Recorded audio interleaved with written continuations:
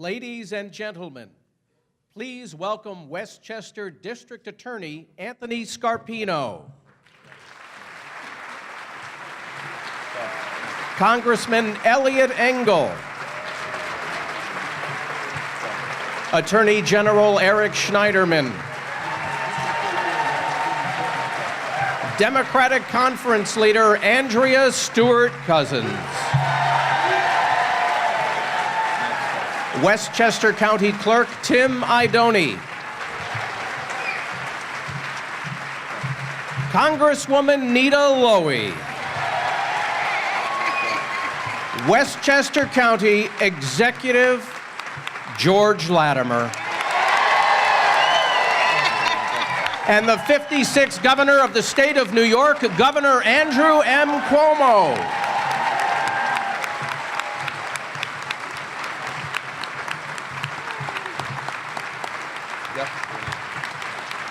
Ladies and gentlemen, please rise for the Pledge of Allegiance, performed by Peter Fiumifredo, Commander of the American Legion Post 112, and the National Anthem, performed by the Westchester Community College Student Choir, which will be signed by Angel Perez, a student from the New York School of the Deaf.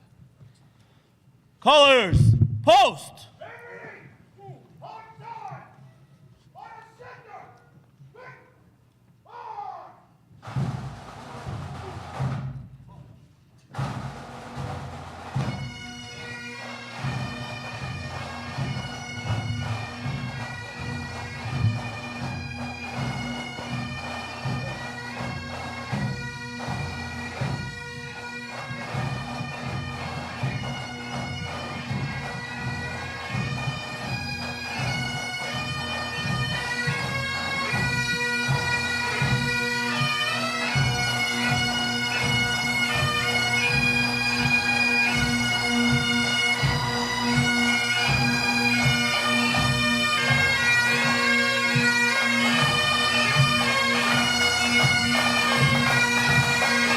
Colors, halt!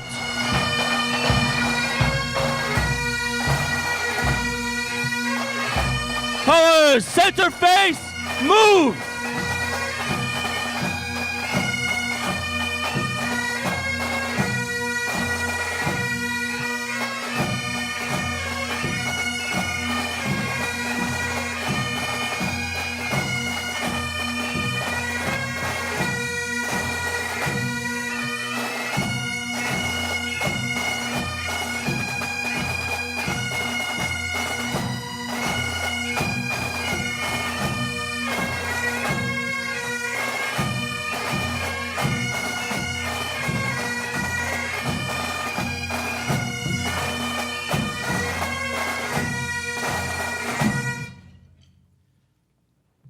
Present arms! I pledge allegiance to the flag of the United States of America and to the republic for which it stands, one nation, under God, indivisible, with liberty and justice for all.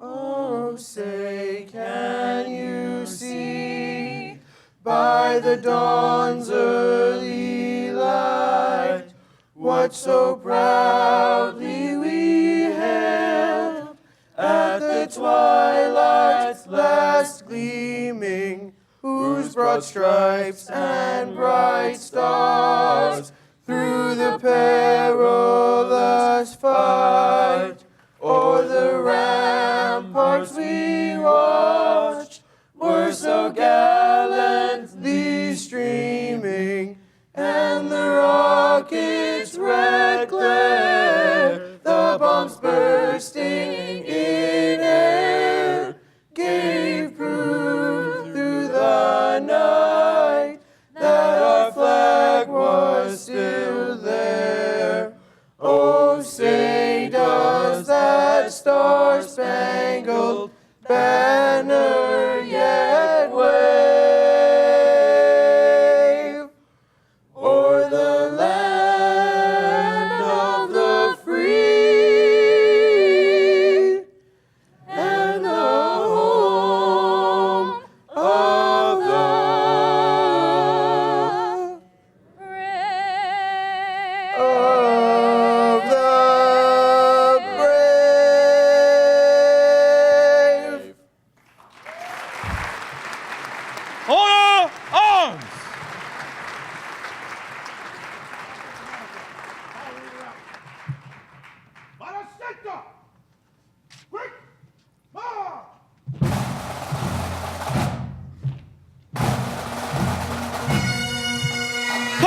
Powers, right face!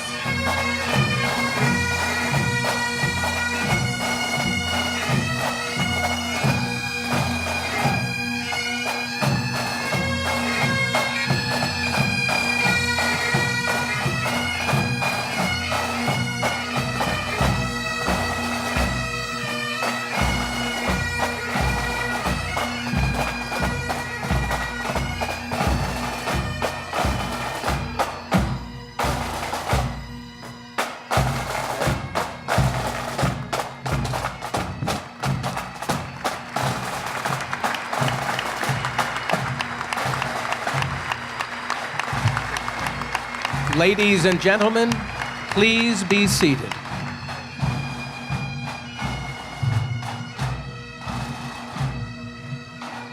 We welcome our president of Westchester Community College, Dr. Belinda S. Miles. Thank you, ladies and gentlemen, and greetings. Welcome to Westchester Community College. We are pleased to serve today as the host site for the inauguration of our new Westchester County Executive, the Honorable George Latimer.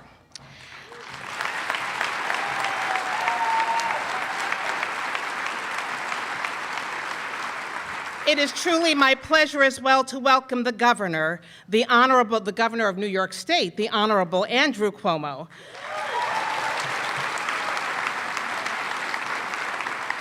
Governor Cuomo, I worked with your father as part of the Governor Mario Cuomo School and Business Alliance more than 20 years ago, and our focus was, as it remains today, support for education, job growth, and a vibrant economy. We look forward to your continued focus on these important areas, and thank you for bringing attention to issues such as food insecurity for college students, which we address here at WCC through our food pantry and our Benefits Access Center.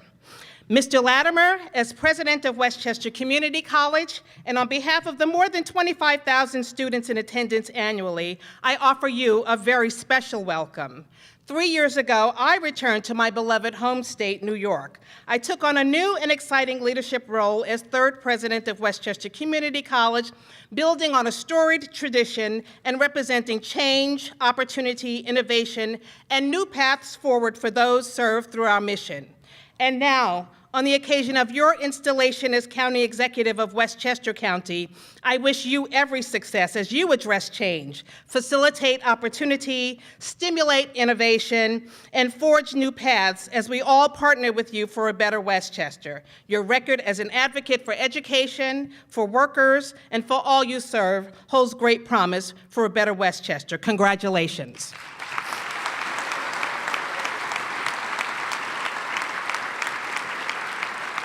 Special thanks also to the Westchester County Ceremonial Unit Color Guard, the pipes and drums of the Police Emerald Society of Westchester, American Legion Hawthorne Post 112, and the Westchester Community College Student Chorale singing our national anthem. We are pleased to have with us many dignitaries on stage today and amongst us, and many will have formal roles on the programs or be formally recognized in other parts of the program. At this time, I do want to acknowledge our District Attorney, Tony Scarpino, and our County Clerk, Tim Idoni, who are on stage with us today.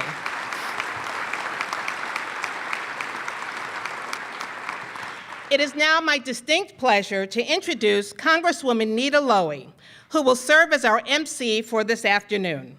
Westchester Community College is in her congressional district, and she has been a staunch advocate for our students on issues of college affordability, most notably, helping to secure $700,000 in a federal grant for a partnership between WCC and Mercy College to increase participation of Hispanic and low-income students in STEM careers, meeting with WC students to hear their concerns about cuts to federal Pell Grants, some of which have been restored, and helping secure $247,000 from the U.S. Department of Education for TRIO support services for students that assist first-year low-income and first-generation or disabled students in completing college. Here to guide us through the festivities for the day, our esteemed congressional leader, who I am proud to call our friend, Congresswoman Nita Lowey.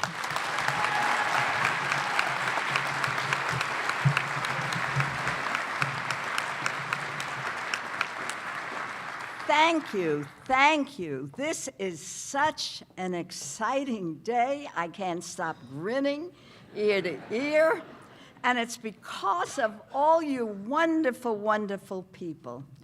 I am so honored to be here today for our new county executive, George Latimer's inauguration.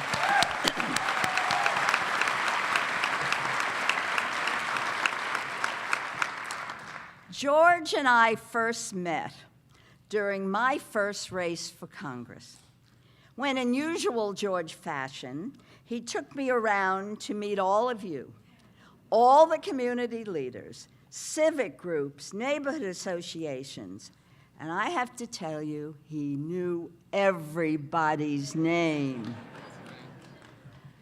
We went door to door, knew that name too.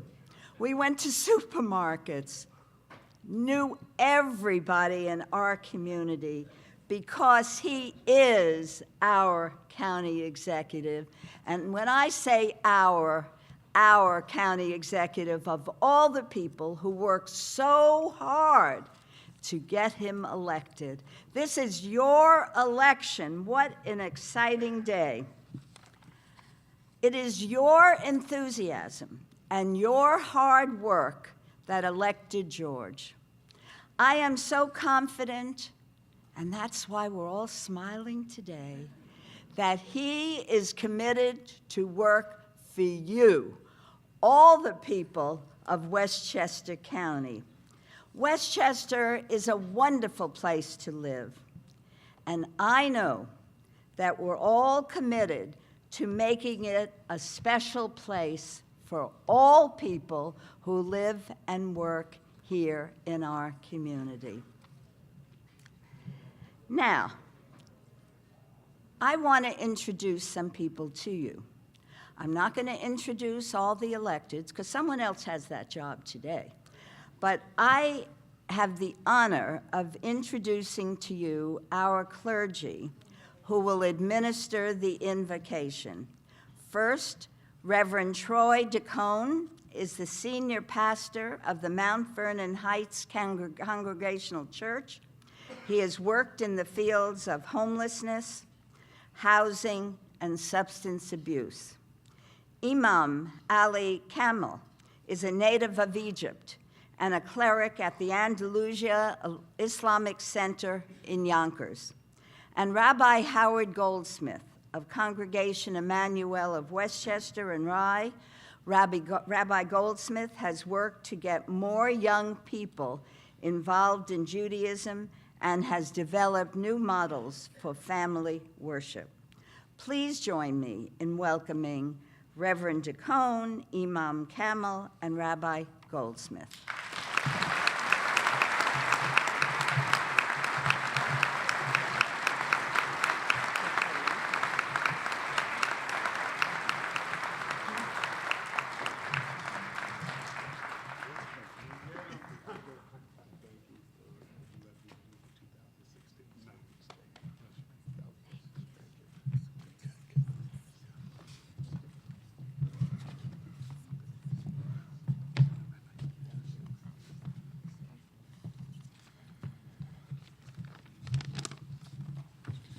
Good afternoon.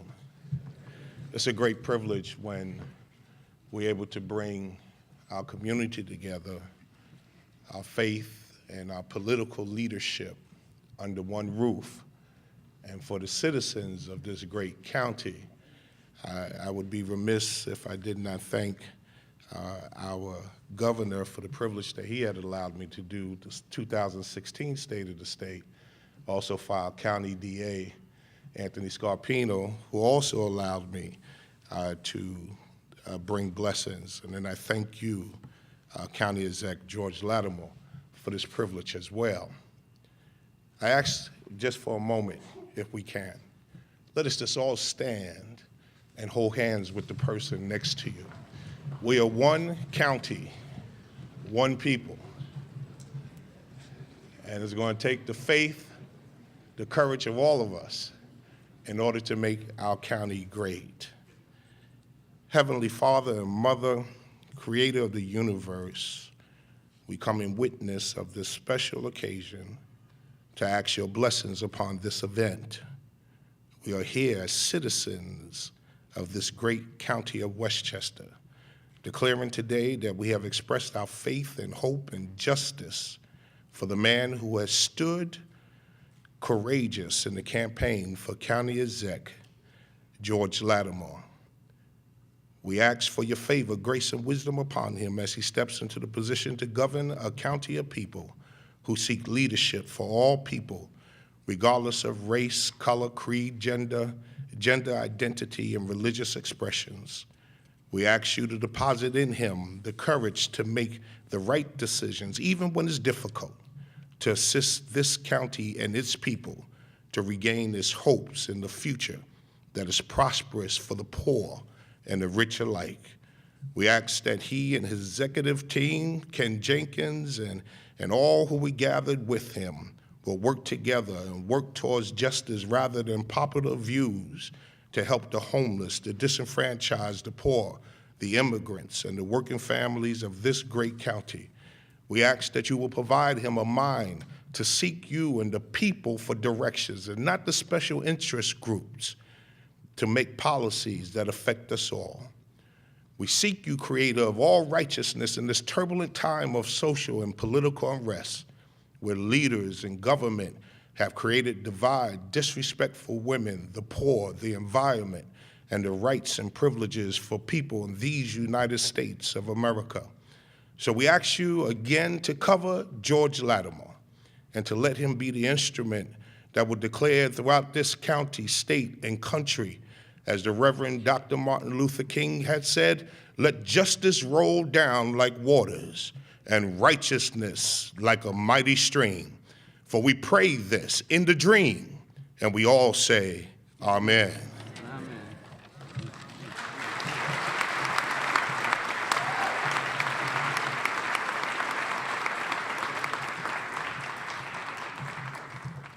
Sit down, please.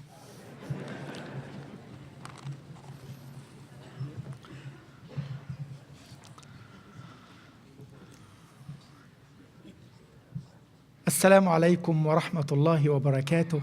This is in Arabic, but in English. Peace be upon me and all of you. I honor to be with you today because this is the first time to have Muslim clergy in this event. So I want to thank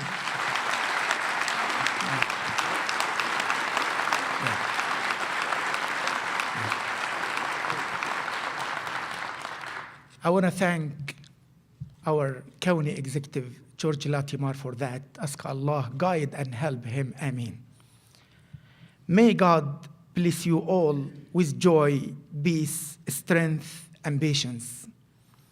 O Lord, Lord of the heavens and the earth, the God of love and mercy, that he who told us in the holy book that you created the first man a woman and then branched the nation across all the corner of the earth so that you may learn from and love one another. May you protect us, guide us to justice, charity, unity, peace, and goodwill for all of us. O Creator of the whole mankind, our God of light and goodness, we ask you and we pray for you, for our community leaders. We pray for our community leaders here in this room today, and all the world leaders at large, that you become the voice of the people, and that this great responsibility lie in all your hands. You are not a passengers.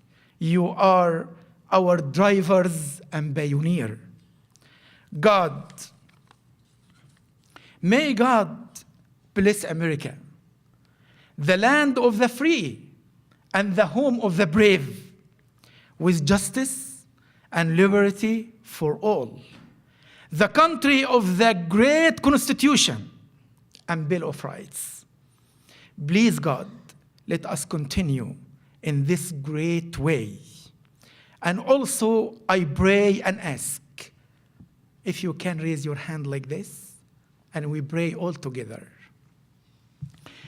May God, my God, enlighten our hearts to build, starting in each of our homes, and then to extend it out of our greater Westchester community.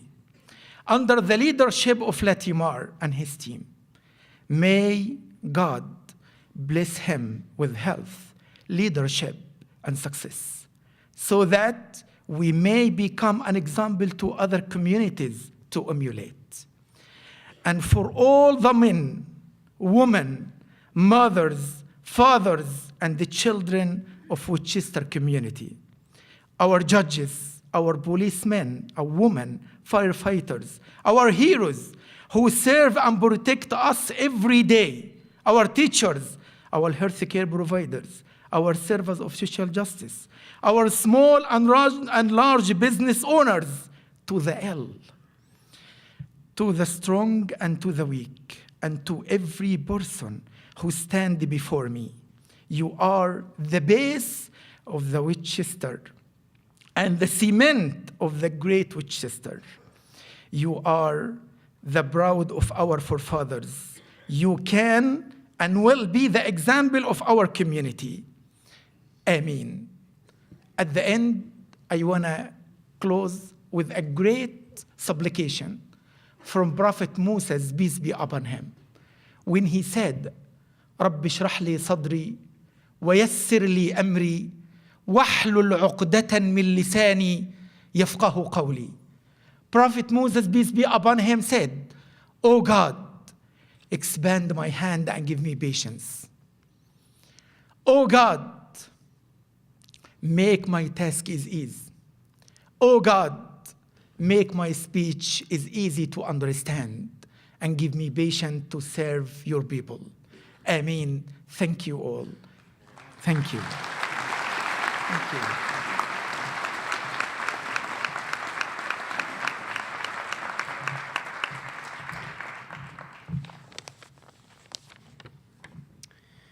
This past week, in synagogues across our county and around the world, Jews read the story of the burning bush. Our sacred texts teach that in an ancient desert wilderness, Moses heard a call from a fiery angel within a thorny shrub. As the fire burned without the bush itself, Moses heard a call for justice and freedom, for righteousness and mercy, for a better tomorrow. On this auspicious day, we too hear that call. All citizens of this great county, all of its public servants, our new county executive and his staff are all called on this day. With civic spirit, we are called to work for freedom, not by a fiery angel, but by our neighbors who live in shadows of hunger or poverty or immigration status. With humble spirit, we are called to justice, not by a burning bush, but by the brave men and women of Westchester's law enforcement and first responder communities. And with the spirit of fellowship, we are called to righteousness and mercy, not by an ancient people in an ancient land, but by every person in this great county, every Jew, Muslim, and Christian, every gay, transgender, disabled, black, brown, white, all who are beloved of God and precious in the Holy One's sight. County Executive Latimer, in your work on behalf of us all, we pray that you will have the vision of Abraham and Sarah, the fortitude of Jacob and Leah and Rachel, the bravery of King David and Judge Deborah, the wisdom of King Solomon and of Miriam, and the compassion of the great prophets who cared for the neediest above all else. I ask all those gathered here today, I ask all people of goodwill across Westchester to join in my prayer for our new county executive. George Latimer, may you be granted good health and well-being, success in this endeavor, in this responsibility. May the debates over which you preside lead to less division and greater truth. And may you lead the great county of Westchester so that we sustain the manifold blessings that we all enjoy as residents of this great county. I ask these blessings with ancient words of gratitude in Hebrew and in English. Baruch atah Adonai, Eloheinu melech haolam, shehechianu v'kiyamanu v'higianu lazman hazeh. We praise you, eternal our God, sovereign of the universe, for giving us life, for sustaining us, and for enabling us to reach this moment. And let us all say, Amen.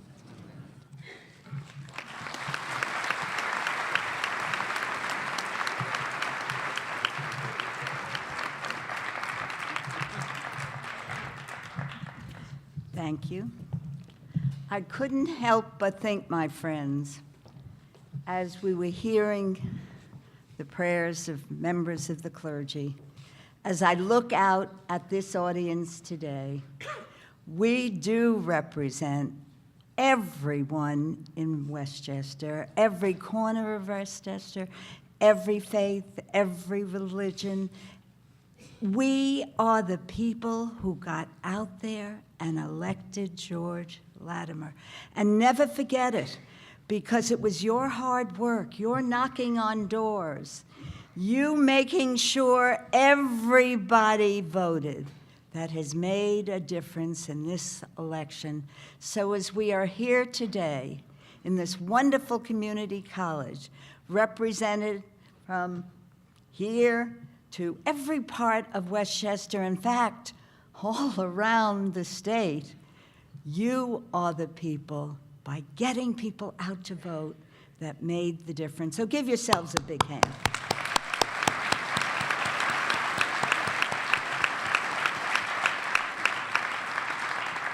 And now it is my sincere delight to introduce to you our tenacious, our brilliant, our hardworking Attorney General Eric Schneiderman.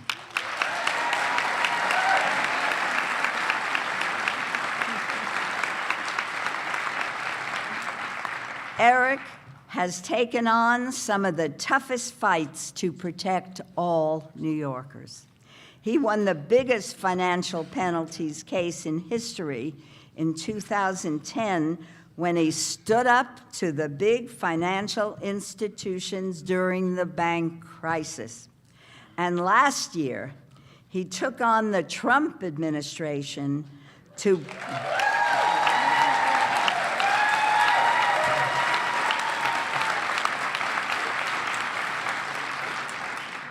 he took on the Trump administration to block the president's unconstitutional, un-American Muslim ban. And now,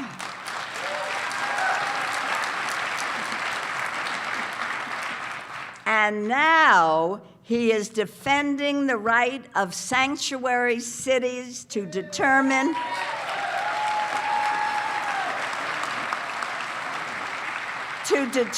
their own law enforcement priorities. Eric, thank you so much for continuing to fight for us. Mr. Eric Schneiderman, our Attorney General. Thank you. Thank you. Good afternoon. Thank you, our great MC, Congressmember Lowy, Dr. Miles. Thanks to the folks at Westchester Community College. I'm very excited to be here. This is a great day for my friend George Latimer and his family, for the people of Westchester, but it is a special day for all the people of our state. And really, this is an incredibly exciting event because I'm excited about what I see happening in America. There's a lot of negativity out there, but you see here today the beginnings of change, and George Latimer leads that. It is an honor to be here with so many great leaders in the work for social justice, our great governor, other colleagues in state government, our federal representatives, colleagues in local government. I am really pleased and honored to be here, and I want to start things off the right way by being to the point and brief. This was a request, actually. So I have to speak and run because I've got places to go and people to sue, but I did not want to miss this opportunity to be here for George's inauguration because I have known and admired George for a long time. And let me make a couple of quick observations. One, George Latimer is a grown-up. And at a time when America is crying out for grown-up leadership, you are providing it here in Westchester. George brings an earnest passion to his work every day. And George has had a career in which he spent a lot of time in the private sector before going into public life. He has an incredibly balanced perspective on business and government. George understands markets, he understands business, and he is a true believer in government as a force for good and in the remarkable project that is the United States of America. He celebrates our collective action for the common good, but and the governor spoke about this in the State of the State speech last week, the importance of being a pragmatic progressive. George Latimer is the embodiment of a pragmatic progressive. He has, high ideals, strong principles, but a laser-like focus on delivering results. George, and I have spoken about this, he believes that evidence always outweighs ideology. Evidence always outweighs ideology. At the end of the day, whatever our beliefs, we have to deliver programs and policies that make the lives of the people we represent better, and George has done that throughout his remarkable career, fighting for equal justice under law and delivering, setting up the county's Human Rights Commission, fighting to strengthen hate crimes laws, working to better connect, very important to me, District Attorney Scarpino and others in law enforcement, working to connect law enforcement agencies with our immigrant communities.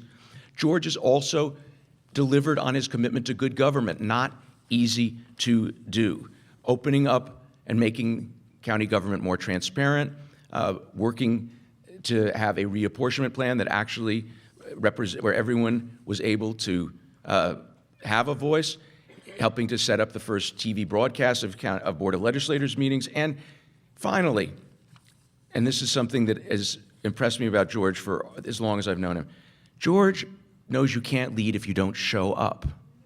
And George is famous for showing up everywhere. Gary Brown, who heads my Westchester office, is here, and I hear from Gary, wherever our lawyers go in Westchester, George is there. Sometimes he's speaking, sometimes they just see him coming in the back during the program, and happily this year, George, the people of Westchester returned this by showing up for you in incredible numbers and with incredible enthusiasm to vote for your vision, for your passion for doing the right thing, and for your incredible work as a pragmatic, progressive leader for Westchester and for the country. The turnout in this election, the enthusiasm of this election is a source of inspiration and hope for all of us. The governor and I and others, yes. We're getting ready for the 2018 campaign. And this will be a campaign unlike any other. And I know that we are committed at the state level to following on George's work, to trying to have the most inclusive, broadest base, and energetic campaigns we've ever had. This is, I believe, the beginning of the next great American movement for progress. The movement, a movement that will be built by people in rooms like this all over the country, a movement that will be built at the state and local level from the ground up all across America, a movement that will be built by leaders like George Latimer. I am truly honored to be here with you today and to celebrate Westchester doing something wonderful for the people of Westchester, but doing something wonderful for the people of New York and the people of the United States. George Latimer is the leader Westchester needs and Westchester deserves. We are lucky to have you at the helm, George. I look forward to working with you and to your wonderful team and all of my colleagues in government, in business, in civic life, bringing people together as you have done today and throughout your career as we work shoulder to shoulder to get our country on the right track, greater justice, greater equality, greater inclusion with each generation. George, you're the leader we need for this fight. Thank you.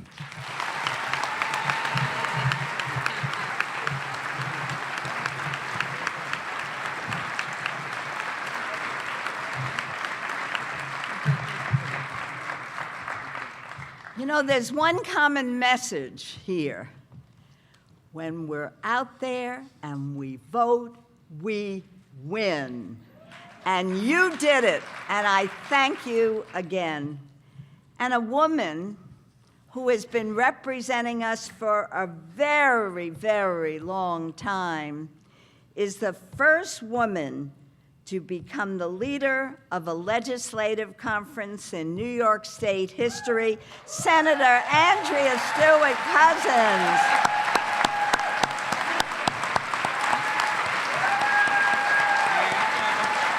Not yet. You can stand up, but I'll say a few more things. Stand up. Yes, let's do this.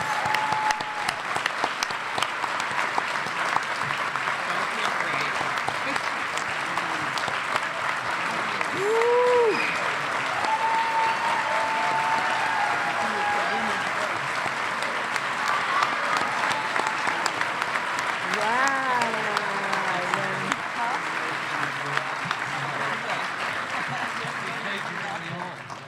Well, Andrea, I'm not going to say when women vote, women win.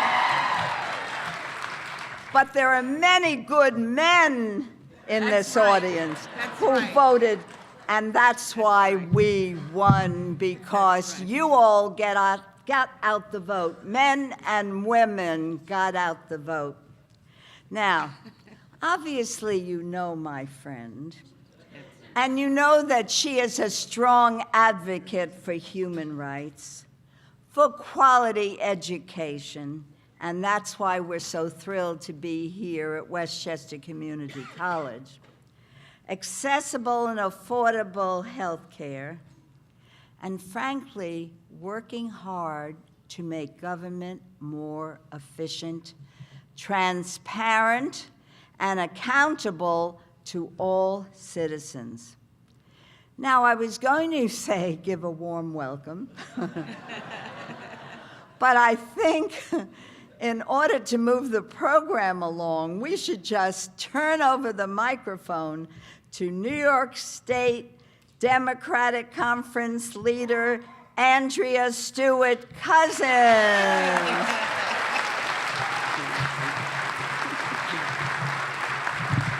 Is Westchester in the house?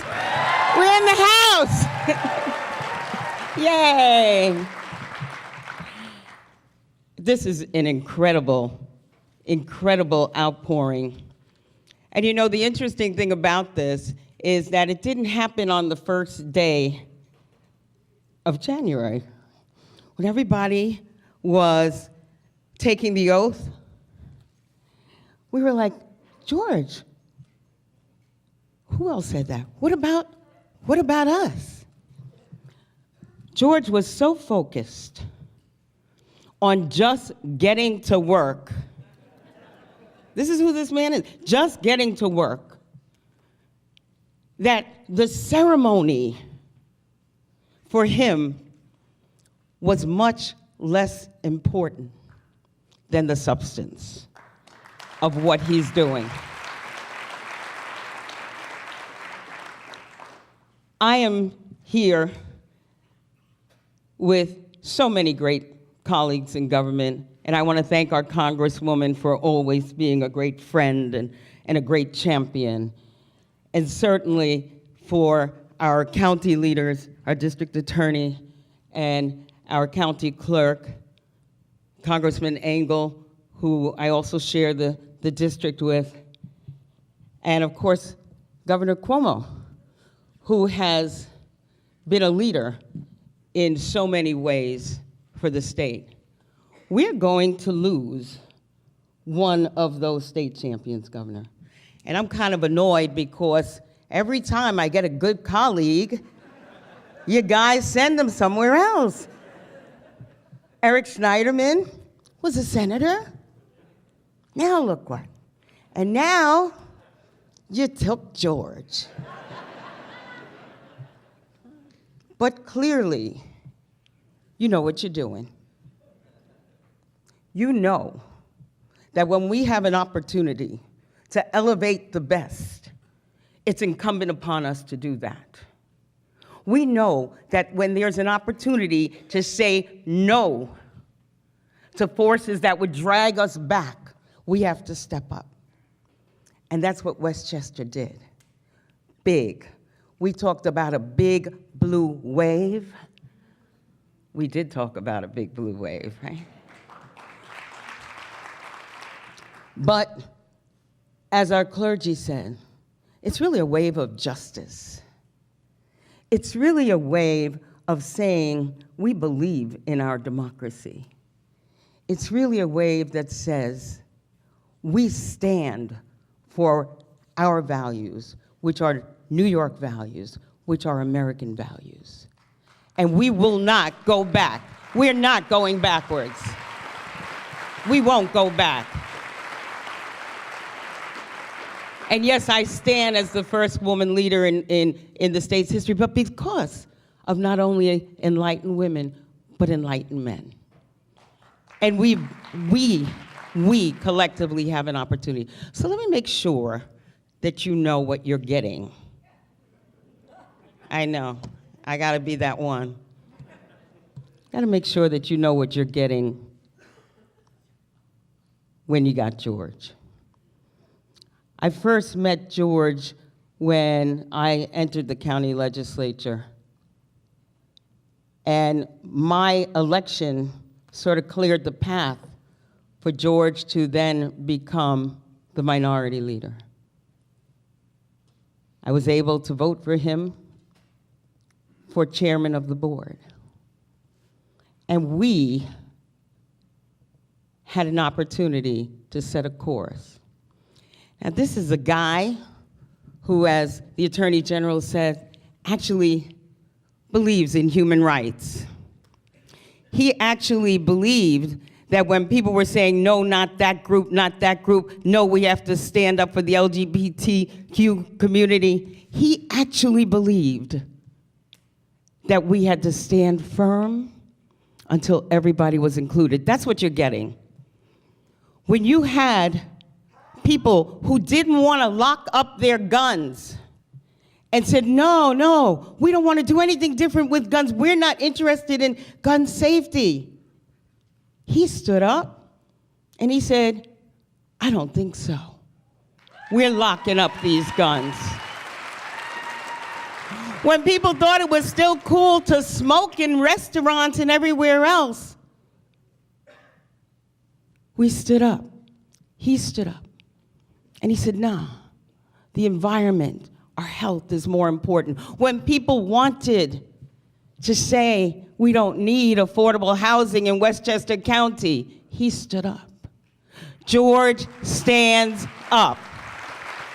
He stands up for the small, he stands up for the large, he stands up for the weak, he stands up for the immigrant, he stands up for each of us. And we, because he's a big consensus builder, because you're gonna also go to a lot of hearings, and they're gonna be long hearings, because everybody's gonna talk. But at the end of that, you'll have a solid decision with the perspective of the many and the benefit for us all. You got a guy who's pragmatic, progressive, intelligent, inclusive, who believes in government transparency, who will open up the doors and the windows so that you can be heard. Guess what, Westchester? You're on a new path. We have set sail on a brilliant course, but he will only be as good as we are. So you stepped up, you came out, you voted. We've got work to do. We've got to bring this county back to the 21st century and beyond. And we've got to bring everybody with us. We've got to stand up to Trump, and we've got to stand up for us. Are we ready to do that, Westchester? Are we ready to ride this wave? Are we ready to show America how it's done? Are we ready to say that we are progressive? Are we ready to take this to 2018 and 2020? Are we ready? Let's get it done. Thank you.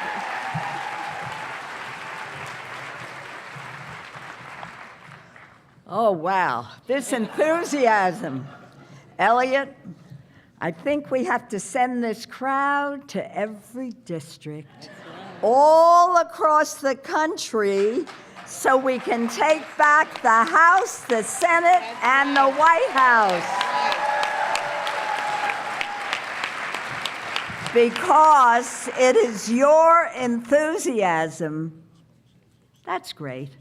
But it's your hard work. It was knocking on the doors, making those phone calls. I know because we all work together. And so this applause, George, just makes our heart feel good because we know when we work, women and good men vote, we can do it. So thank you. Now, my colleague, my good friend, Elliot Engel, and I were both elected together in 1988. He is the ranking member on the House Foreign Affairs Committee. And just think, when we take back the House, he will be a chair, and I will be a chair. And better to be a chair than a ranking member because it's better for us, for the county, and the country. Elliot is a strong partner in bringing back funds for our communities. He is working to fight anti-Semitism and all forms of bigotry and protecting women's health care. My friend and my colleague, Elliot Engel, never hesitates to say, let's fight this, let's get our voices heard, let's get it done. He is an outstanding representative, and I'm honored to be his friend, Elliot Engel.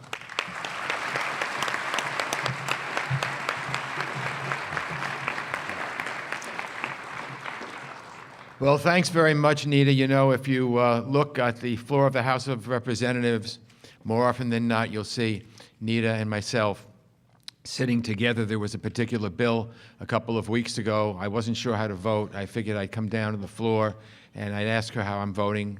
And as I came down, how she said to me, how are you voting on this? I don't know how to vote. And I said, I don't know. I was going to ask you. So that's the kind of relationship we have, and we make a good team for Westchester. And we always have this little joke, you know, when we're both ranking members, but when you become chairs, they put your picture, a portrait on the wall of the committee. And we both said, we'd like to be chairs, but we'd like to be chairs a little sooner rather than a little later. You look better in the picture that way. My friends, I don't need to tell anyone in this room that, as Bob Dylan once said, the times they are a-changing. And this country is in a crisis. And we're going to beat that crisis. We're going to win that crisis. We're going to take back our country. And it's going to start right here in Westchester County with George Latimer.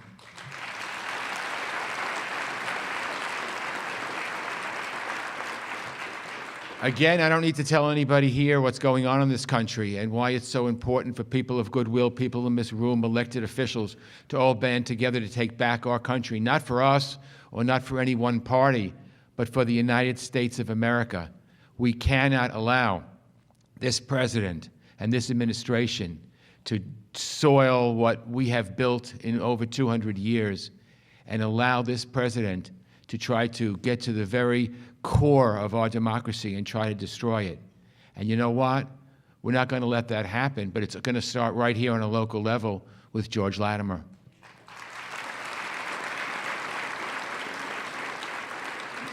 When Nita and I go to Washington to fight for funds for our districts in Westchester County and the surrounding area, when we go to make sure that New York is not treated terribly as we were in this recent tax bill, we want to know that back home, someone is not only watching our backs, but fighting for the people on a local level, and that person is George Latimer.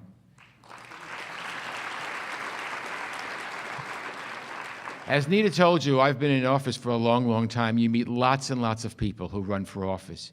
You meet people with great egos. You meet people who think they're better than everybody else. That is the antithesis of George Latimer. Ego doesn't really exist for him because it's not an ego. It's a real heartfelt wanting to help people, caring about people. That's what you get when you get George Latimer, and we are lucky to have George Latimer.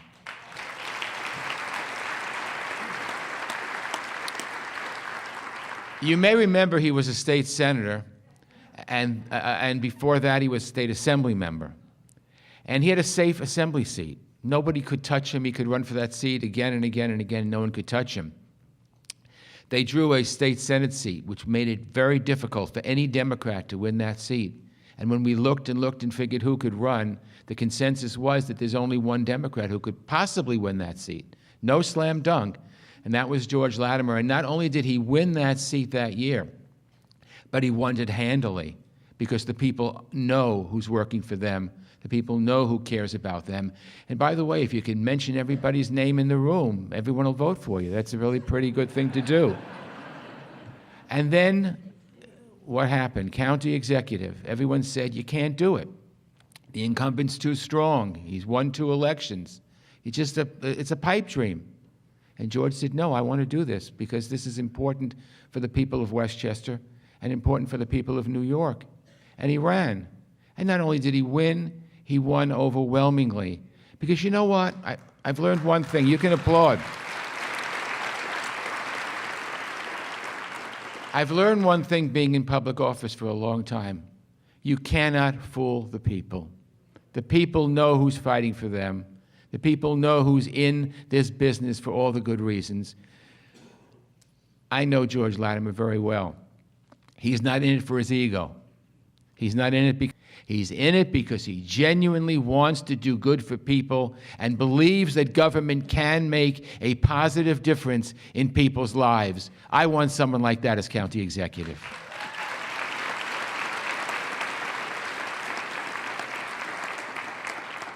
You hear a lot of talk from the Republicans that they don't want big government. You know, we don't want big government either, but we want the size of government to be big enough to help people who cannot help themselves. Politics is a noble profession, and I can't really think of all the people I've met anyone more noble than George Latimer.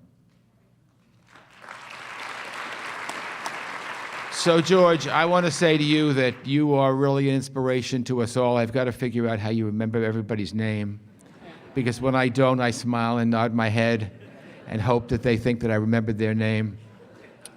But you actually do. I want you to know something you already know, that it's been a pleasure to work with you.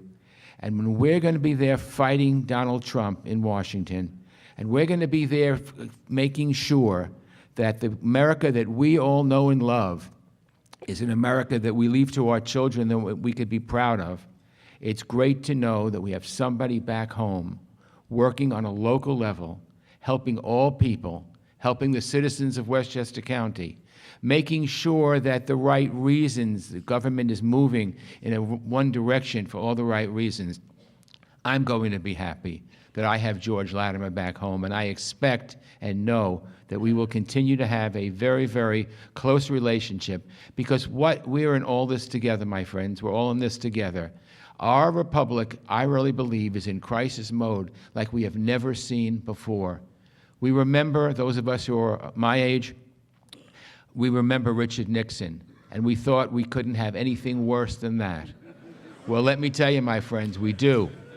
And we need someone on a local level who is going to work. And again, as I've said many times, that person is George Latimer. George, God bless you. I'm proud of you. Get to work. and we're going to watch this county continue to rise under your leadership. God bless.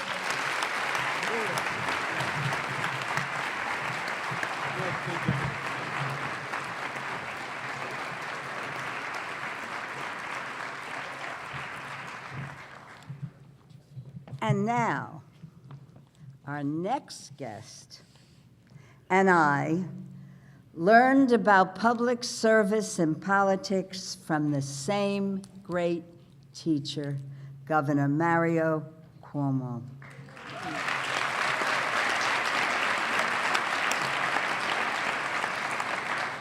And I won't talk today about how we were neighbors and about his sisters and his brothers.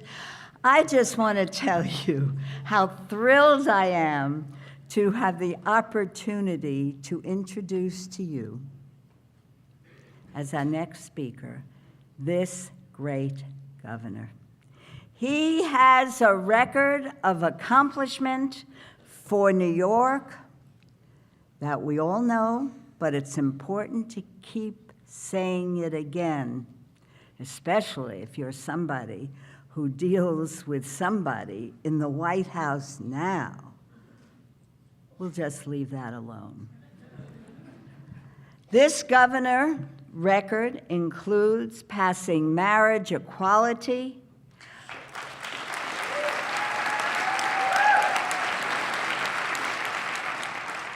$15 statewide minimum wage,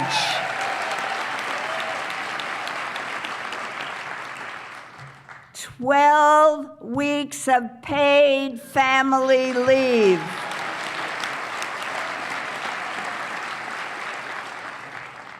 the strongest gun safety laws in the nation,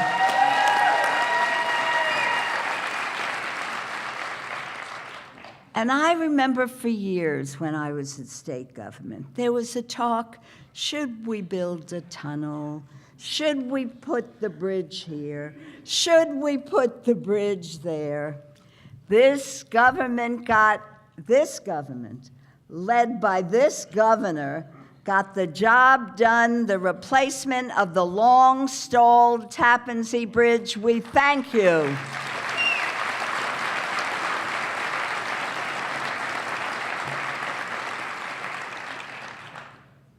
I could take the next 20 minutes. I'll mention just a few more things. The redevelopment of LaGuardia Airport, what a delight it will be, not now. It will be, not now. And it is creating jobs. Just remember, all these challenges create jobs, putting people to work in New York. Governor Andrew Cuomo is persistent and determined. He has a focus on fairness and justice. No one has worked harder to make clear the cost to New Yorkers and the unfairness of the Republican tax scam and their many attempts to repeal the Affordable Care Act. No one has been more eloquent in making the case than Governor Cuomo.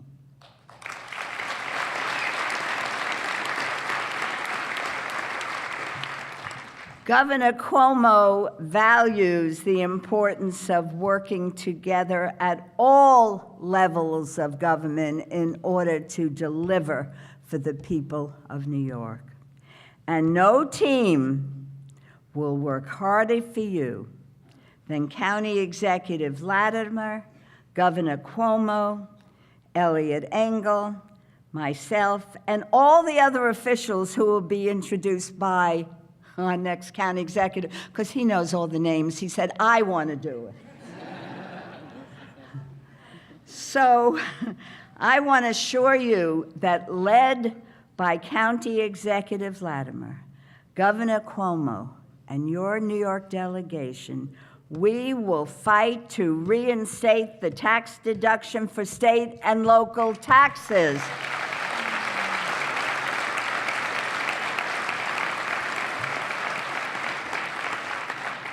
Ladies and gentlemen, what an honor it is for me to introduce my friend, my neighbor for so many years, our governor, the great Andrew Cuomo, who has a future soaring wherever it may soar.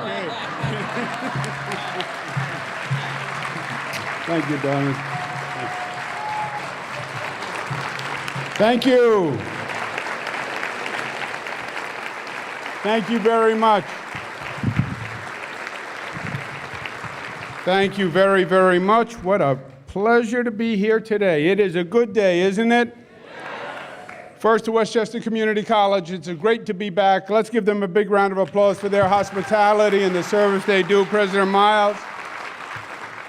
To your Congressperson, Nita Lowey, our Mistress of Ceremonies today, who was just a superstar, has always been a superstar, a role model for so many of us.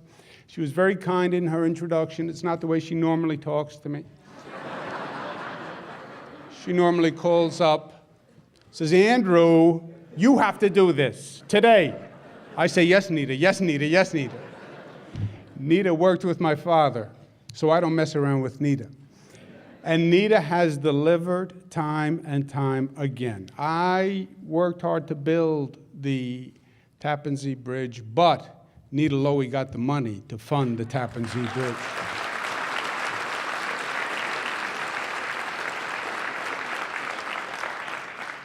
To the next county executive, George Latimer. Let's give him a round of applause.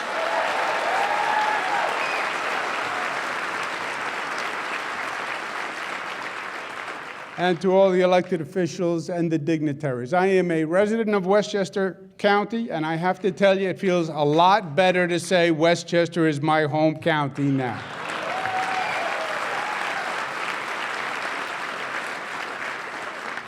It is a beautiful place. I raised 3 beautiful daughters here. I've enjoyed it thoroughly, but I think I'm going to enjoy it a little bit more under County Executive George Latimer, don't you think? And you're right, the organizing effort around the campaign was phenomenal. And there's a lesson. Don't forget what you accomplished here. It shows what team can do when we put aside all the differences and all the pettiness, and we come together and we say we focus on one goal, because George Latimer's win was not just a win. It was a resounding statement by the people of this county, and you made it happen. And congratulations.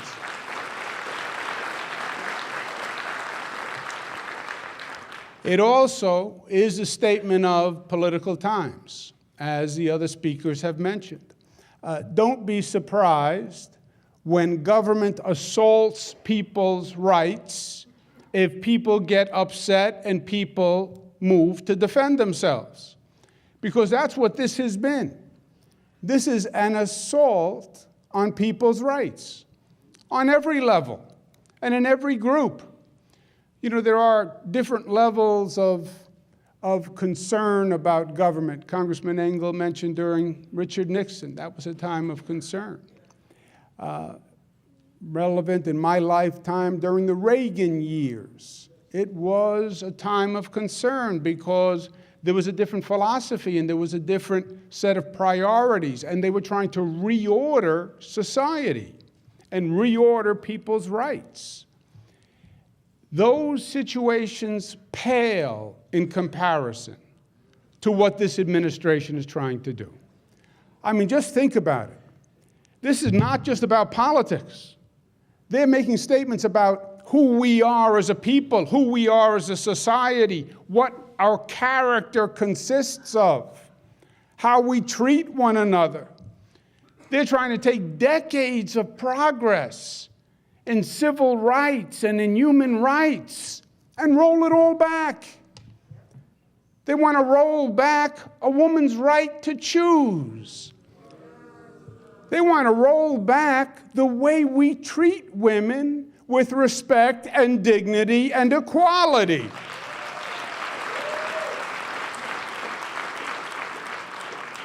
They want to roll back LGBTQ rights. They want to roll back environmental protections. They want to roll back health care for the poor. They want to roll back our gun safety laws all across the board.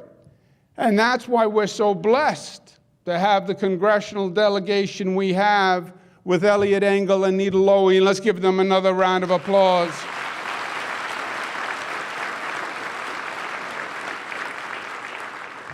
They have assaulted the state of New York. They have assaulted the state of New York. That federal tax bill doesn't say all 50 states will be treated like this. The federal tax bill says Democratic states will be treated like this and Republican states will be treated like this. What the tax bill did is it targets the Democratic states to serve as a piggy bank to fund the tax cut in the red states. The state and local issue, loss of deductibility, hurts New York, hurts California, hurts 12 other states. Conveniently, all Democratic states. It takes $18 billion from the state of New York, on top of the $48 billion that the federal government already takes from the state of New York. State of New York, God bless Senator Daniel Patrick Moynihan. He used to make this point over and over and over. Eventually, it sunk into my skull, which means he was really persuasive. New York State is the #1 donor state in the nation, meaning we send more money to Washington than we get back. And there is no state in the nation that gives more money to Washington and gets back less than the state of New York. And that's why to steal another $18 billion from New York under the state and local deduction is really reprehensible. It is so bad that our Attorney General had to leave here. You know why? He had to leave because he is suing the federal government for what they're doing to the state of New York.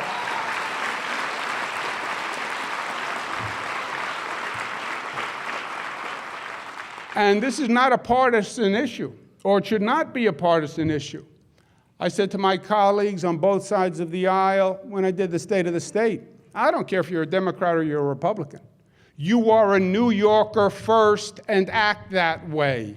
And this is a bill that is bad for New York. So you should stand up and say, I'm against this, because you don't put party above the people who you represent. That was the oath that you took.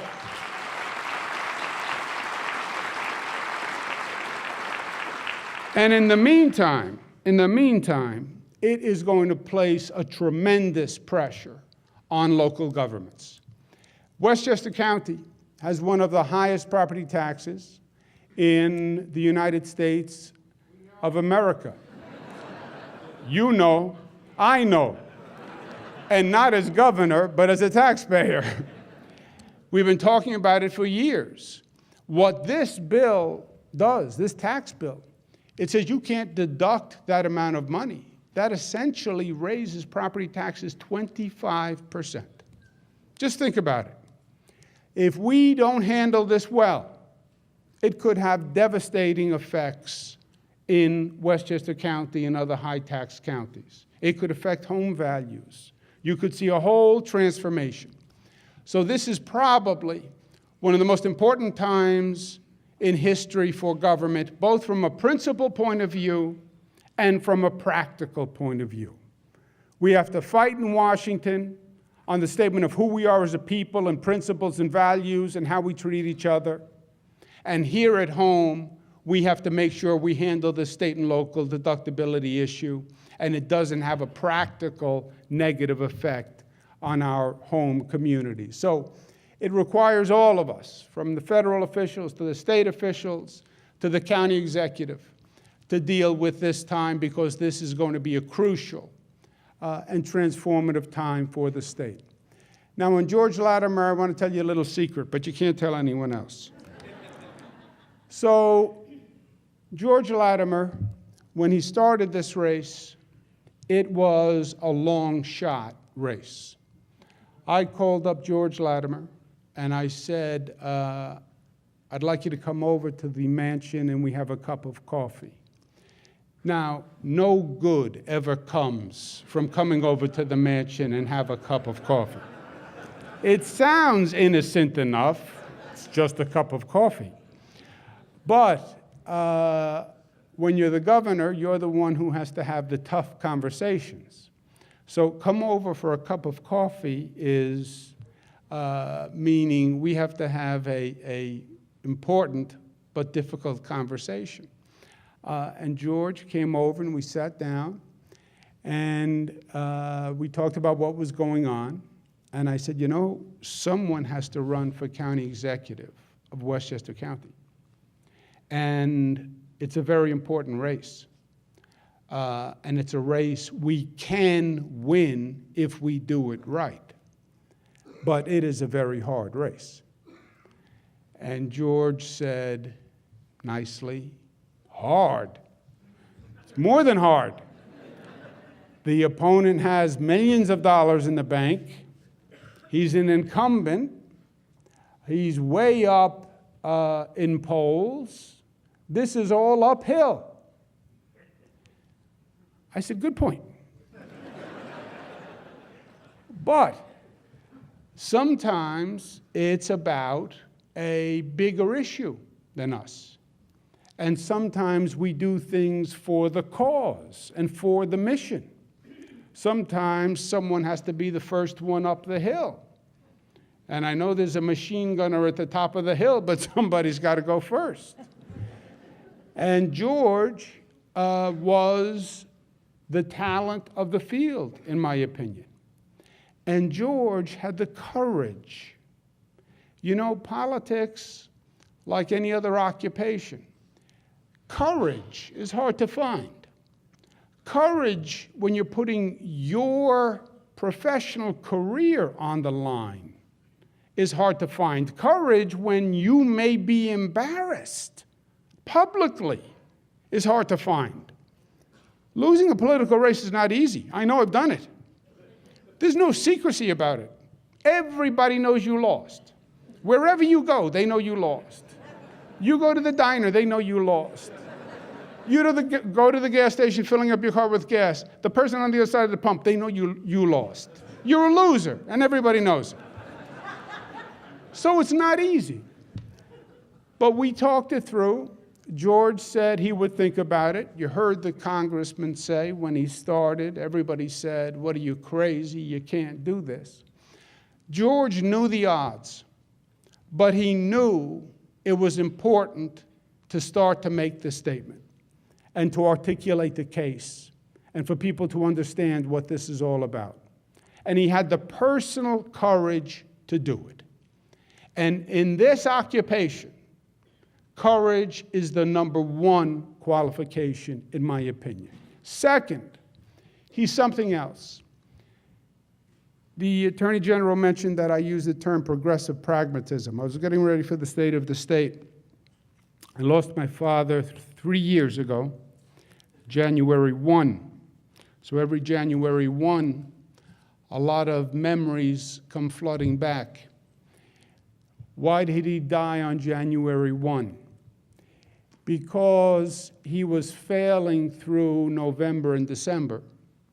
And I had been saying to him through November and December, you know, Thanksgiving is coming up.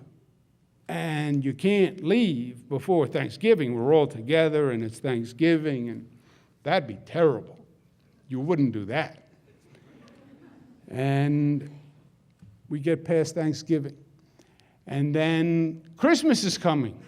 I said, oh, Christmas, the whole family's coming for Christmas. But my father was a very prideful man. And he had reached a point in life where he needed a lot of assistance just to do daily basic functions.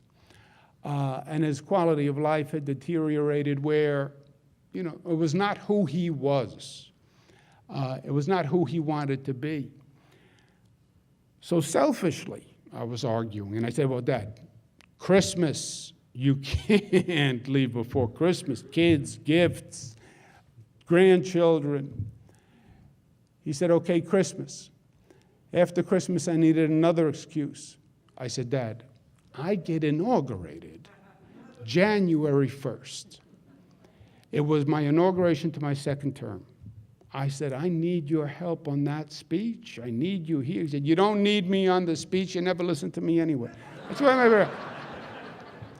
But I said, you have to be here for the inauguration. And he wouldn't answer me. And I said, you have to tell me you're going to be here for the inauguration. And he wouldn't answer. I went back the next day, and I said, I want the answer on the inauguration. He said, and he was always very careful with his words, my father, I will be here for your inauguration, period. I said, okay. The morning of the inauguration, January 1st, I went by. I said, do you want to come?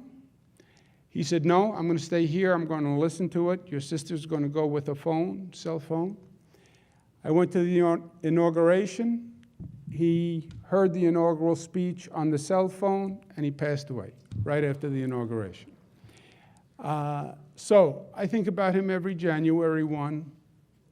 And even the way he left was such a powerful statement.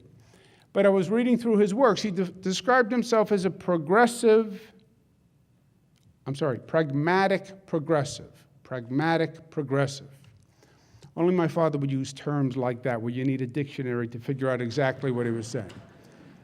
But he was putting two concepts together. Everybody now is a progressive. You ask any Democrat, who are you? What are you? Oh, I'm a progressive. I'm a progressive. Yeah, great. What the heck does that mean, a progressive? It means I don't want to say liberal, so I say progressive. Yeah, I know that. Besides that, what does it mean? And my father wanted to say, we need more of a definition of your leadership than just progressive. Pragmatic progressive, meaning a progressive person in ideology, but a person who gets something done. Because his big point was, we lose people when you are unable to affect their lives. And they're tired of hearing speeches about how progressive people are and nothing changing. They want change. They want results. FDR's definition. Real change for real people, real time. Make a difference in my life. I don't want the theory. I don't want the speech. I don't want the press release. Keep the press release. Do something that makes a difference in my life. That was progressive pragmatics, or pragmatic progressive. That's George Latimer. That's George Latimer. Evidence first, ideology second. Politicians talk. They talk, they talk, they talk. My grandfather, Andrea, my father's father, when he wasn't watching and a politician would come on, my grandfather would go, they talk. We should do this, we should do this, we should do this. That's great. Do something. George Latimer. He is a visionary, but he's a manager. He's a dreamer, but he's a doer. And he's going to make this county practically, tangibly, a better county. You put courage together with a progressive ideology, together with the pragmatic ability, because he's a professional at government. He's done it on every level. He knows it. He knows how to make it work, and he's got the guts to do it. George Latimer is exactly the right man for this time. I am honored that he's going to be my partner in helping the people of Westchester County.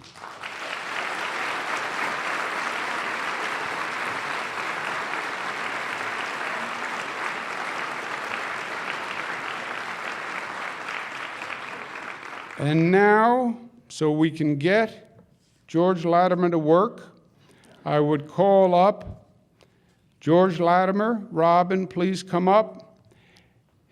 Hilda Pongello, George's sister, Ron Pongello, George's brother-in-law, states. It takes $18 billion from the state of New York, on top of the $48 billion that the federal government already takes from the state of New York. State of New York, God bless Senator Daniel Patrick Moynihan. He used to make this point over and over and over. Eventually, it sunk into my skull, which means he was really persuasive. New York State is the #1 donor state in the nation, meaning we send more money to Washington than we get back, and there is no state in the nation that gives more money to Washington and gets back less than the state of New York. And that's why to steal another $18 billion from New York under the state and local deduction is really reprehensible. It is so bad that our Attorney General had to leave here. You know why? He had to leave because he is suing the federal government for what they're doing to the state of New York.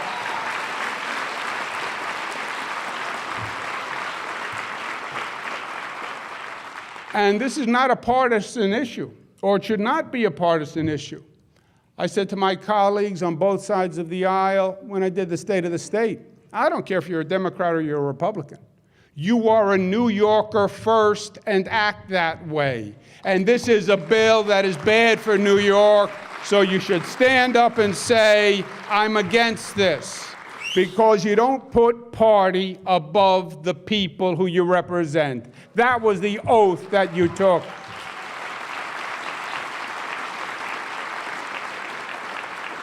And in the meantime, it is going to place a tremendous pressure on local governments.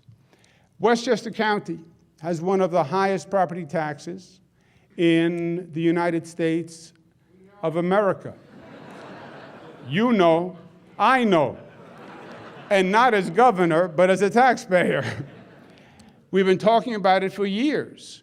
What this bill does, this tax bill, it says you can't deduct that amount of money. That essentially raises property taxes 25%. Just think about it. If we don't handle this well, it could have devastating effects in Westchester County and other high-tax counties. It could affect home values. You could see a whole transformation. So this is probably one of the most important times in history for government, both from a principle point of view and from a practical point of view. We have to fight in Washington on the statement of who we are as a people and principles and values and how we treat each other. And here at home, we have to make sure we handle the state and local deductibility issue, and it doesn't have a practical negative effect on our home community. So it requires all of us, from the federal officials to the state officials to the county executive, to deal with this time, because this is going to be a crucial and transformative time for the state. Now, on George Latimer, I want to tell you a little secret, but you can't tell anyone else. So George Latimer, when he started this race, it was a long shot race. I called up George Latimer and I said, I'd like you to come over to the mansion and we have a cup of coffee. Now, no good ever comes from coming over to the mansion and have a cup of coffee. It sounds innocent enough. It's just a cup of coffee. But when you're the governor, you're the one who has to have the tough conversations. So come over for a cup of coffee is meaning we have to have a important but difficult conversation.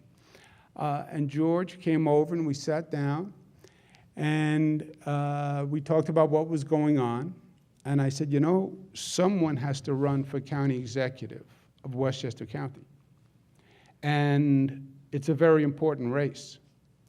And it's a race we can win if we do it right. But it is a very hard race. And George said nicely, hard. It's more than hard. The opponent has millions of dollars in the bank. He's an incumbent. He's way up in polls. This is all uphill. I said, good point. But sometimes it's about a bigger issue than us. And sometimes we do things for the cause and for the mission. Sometimes someone has to be the first one up the hill. And I know there's a machine gunner at the top of the hill, but somebody's got to go first. And George was the talent of the field, in my opinion. And George had the courage. You know, politics, like any other occupation, courage is hard to find. Courage, when you're putting your professional career on the line, is hard to find. Courage, when you may be embarrassed publicly, is hard to find. Losing a political race is not easy. I know, I've done it. There's no secrecy about it. Everybody knows you lost. Wherever you go, they know you lost. You go to the diner, they know you lost. You go to the gas station filling up your car with gas. The person on the other side of the pump, they know you lost. You're a loser, and everybody knows it. So it's not easy. But we talked it through. George said he would think about it. You heard the congressman say when he started, everybody said, what are you, crazy? You can't do this. George knew the odds, but he knew it was important to start to make the statement and to articulate the case and for people to understand what this is all about. And he had the personal courage to do it. And in this occupation, courage is the #1 qualification, in my opinion. Second, he's something else. The Attorney General mentioned that I use the term progressive pragmatism. I was getting ready for the State of the State. I lost my father 3 years ago, January 1. So every January 1, a lot of memories come flooding back. Why did he die on January 1? Because he was failing through November and December. And I had been saying to him through November and December, you know, Thanksgiving is coming up. And you can't leave before Thanksgiving. We're all together and it's Thanksgiving, and that'd be terrible. You wouldn't do that. And we get past Thanksgiving. And then Christmas is coming. I said, oh, Christmas, the whole family's coming for Christmas. But my father was a very prideful man. And he had reached a point in life where he needed a lot of assistance just to do daily basic functions. And his quality of life had deteriorated where, you know, it was not who he was. It was not who he wanted to be. So selfishly, I was arguing, and I said, well, Dad, Christmas, you can't leave before Christmas. Kids, gifts, grandchildren. He said, okay, Christmas. After Christmas, I needed another excuse. I said, Dad, I get inaugurated January 1st. It was my inauguration to my second term. I said, I need your help on that speech. I need you here. He said, you don't need me on the speech. You never listen to me anyway. That's why I'm But I said, you have to be here for the inauguration. And he wouldn't answer me.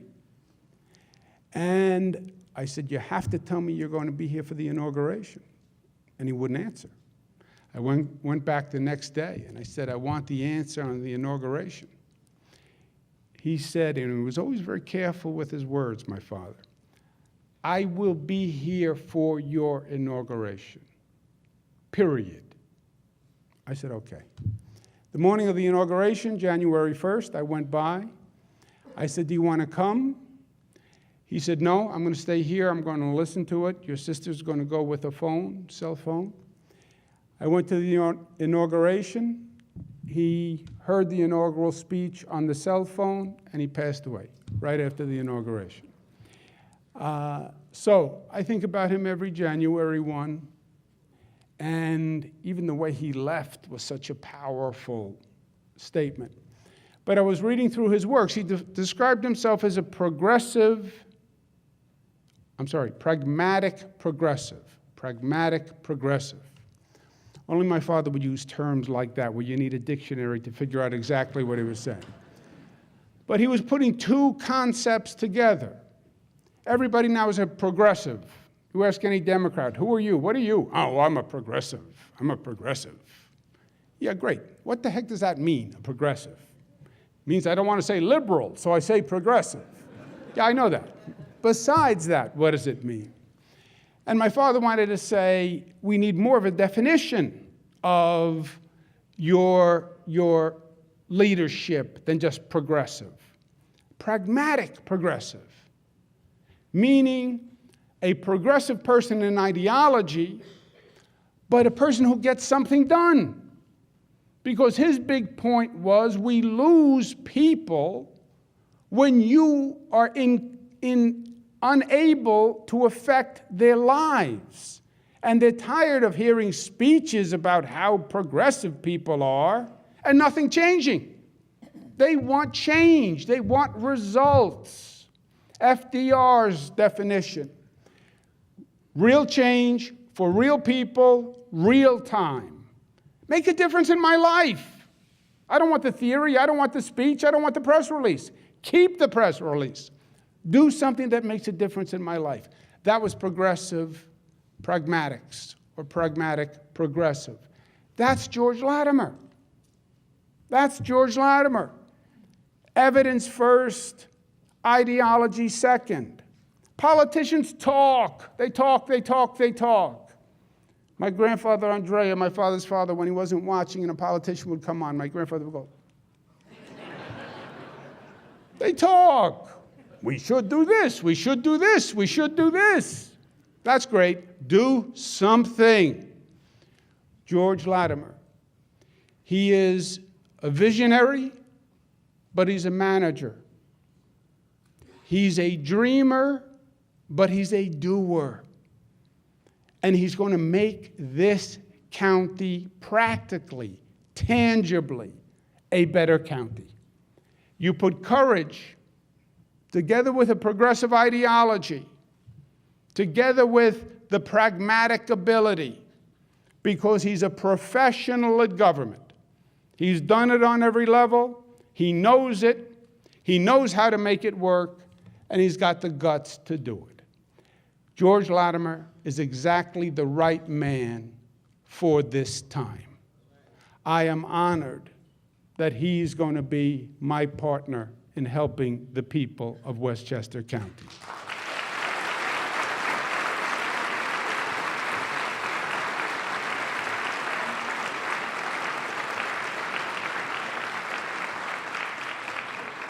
And now, so we can get George Latimer to work, I would call up George Latimer. Robin, please come up.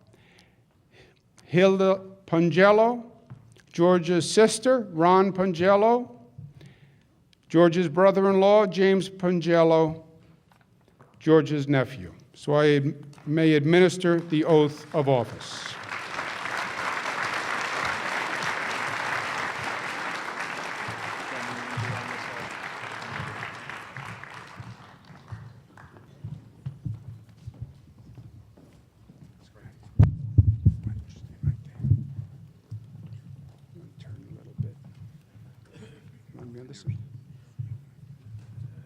Okay.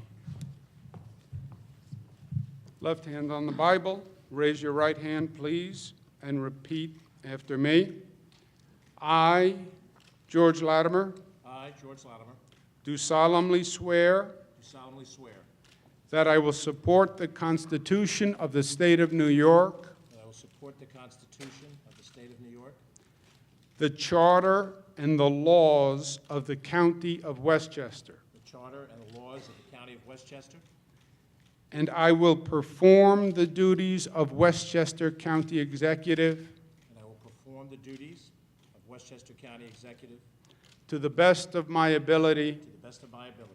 so help me God. Congratulations.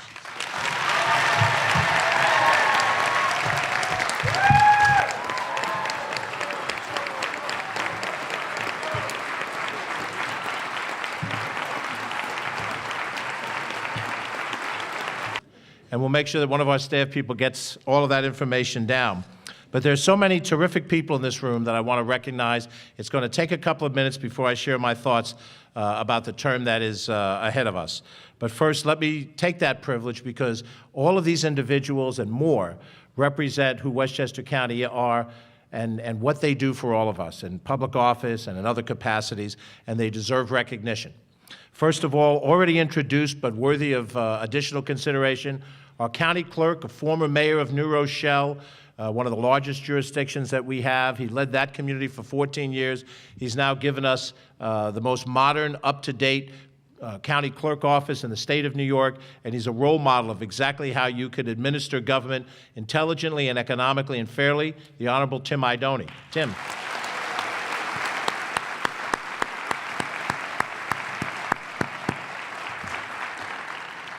We have a new district attorney in Westchester County, and he follows a long line of very prominent district attorneys during my lifetime, going back to Carl Vergari. His most recent predecessor, Janet DiFiore, is now the head of our judicial system in the state of New York. He is the Deputy County Executive of Westchester County, Ken Jenkins. Ken.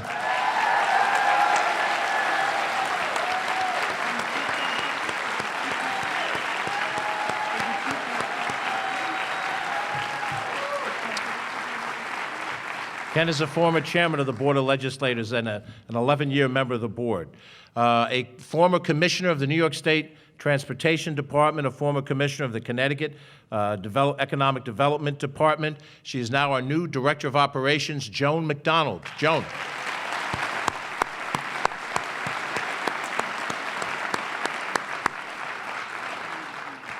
Our new county attorney, subject to the will of the Board of Legislators, is a former mayor of Pleasantville, a former member of the Board of Legislators, an outstanding lawyer. He took a leave of absence from his partnership in one of our major New York City law firms to spend his next few years with us as county attorney, the Honorable John Nona. John.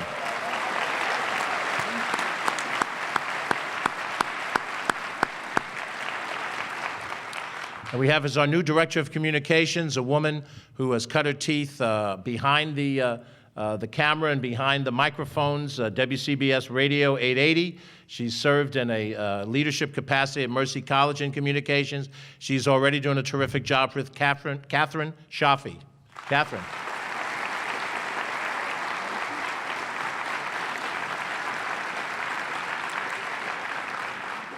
We have a number of commissioners and department heads from Westchester County government, many of whom we have asked to stay on. I'd like them to please stand up and collectively receive our applause for their past service and their future service. Please stand up.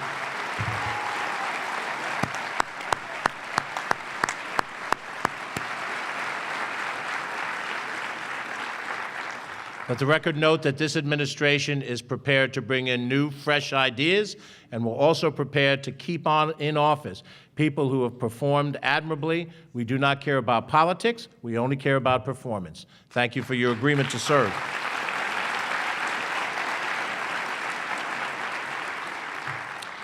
I had the opportunity to serve in the New York State Assembly for 8 years.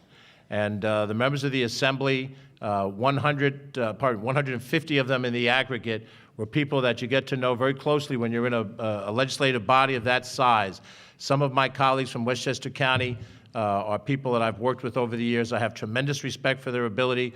We will turn to them from time to time for help for their home county, but individually they're outstanding public officials and they deserve individual recognition.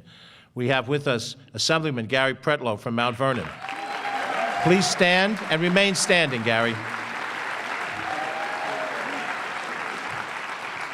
Assemblywoman Sandy Galiff of Ossining.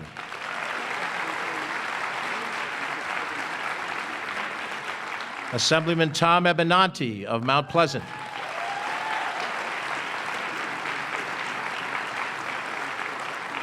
Assemblyman David Buchwald of White Plains. Assemblyman Kevin Byrne of Yorktown Heights.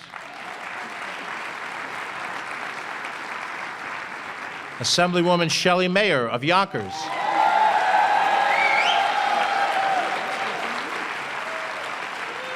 Assemblyman Steve Otis of Rye. And Assemblywoman Amy Paulin of Scarsdale. New York State Assembly delegation, my friends and colleagues, thank you all for being here. Since I could never seem to hold down a job, I also served in the New York State Senate. And I have a number of my colleagues who are with us today, and I'd like for them to stand, remain standing, and accept our applause. The leader of the Democratic Conference from Yonkers, Senator Andrea Stewart-Cousins.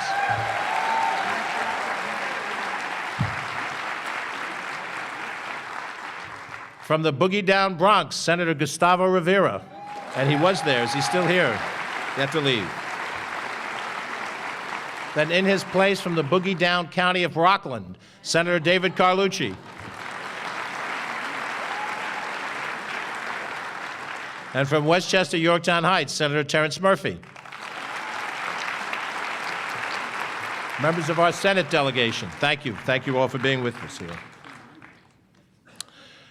I also served in the county legislature. And we have here our partners in government. And let me say, as I introduce them and they stand, that some of our colleagues may not be with us here. They will be reorganizing tomorrow night, and we'll have their leadership team in place. Let me say publicly, as I said to them, as a county executive, I respect the independence and the authority and power of the legislative branch of government. And that you should applaud, because many times the newspaper is filled with legislators and executives fighting with each other. We probably will fight some, that's human nature, but I have great respect for each of them. As I introduce them, some of them are Republican colleagues, some of them are Democratic colleagues. Every one of them, I believe, is committed to public service. Nancy Barr from Rye Brook. Please remain standing. Catherine Borgia of Ossining. Ben Boykin from White Plains. Kitley Koval from the town of Bedford. Margaret Kunzio from the town of Mount Pleasant. Mike Kaplowitz from Somers. Damon Marr from New Rochelle. Jim Maisano from New Rochelle. Catherine Parker from Rye City. Mary Jane Shimsky from Hastings. John Testa from Peekskill. David Tubiolo from the city of Yonkers. Chris Johnson from the city of Yonkers. Alfreda Williams from the town of Greenburgh. And Lyndon Williams from the city of Mount Vernon. Your County Board of Legislators.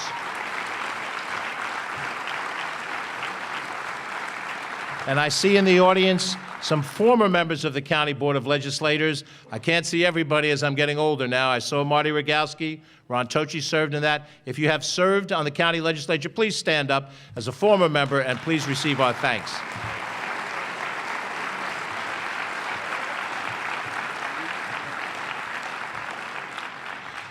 We have members of our judiciary here with us, and we're very, very happy to have quite a number of them. They serve in a variety of different capacities. For those of us who are not lawyers, we really don't know what each level of judiciary does. All we know is if we're not lawyers, we do not want to be in front of them for any reason. But we have, as I understand it, I'm reading off of my list, I see some of them with us, county level judges John Colangelo. Please stand and remain standing. Brandon Saul. Recently retired, but still in our hearts, Barbara Zambelli. Linda Jameson. David Everett. Barry Warrett, Nichelle Johnson, Michael Taywell, Hal Greenwald, newly elected Arlene Gordon Oliver, Nancy Quinn Koba, Arlene Katz. And if I've missed anyone else who's serving in the judiciary at any level, please stand as well. Please, again, give these folks a round of applause for their service to this county.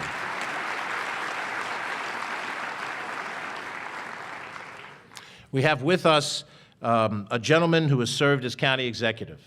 Only 9 individuals have had the privilege of serving.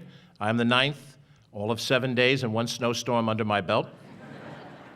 And many of the members who have served have left us.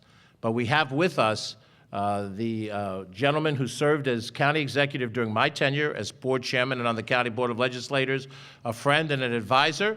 And I expect to turn to him many times. I probably won't do everything he tells me. I didn't do that when I was board chairman. But nonetheless, I'm very honored that with us today is former county executive Andy Spano and his wife, First Lady Brenda Spano.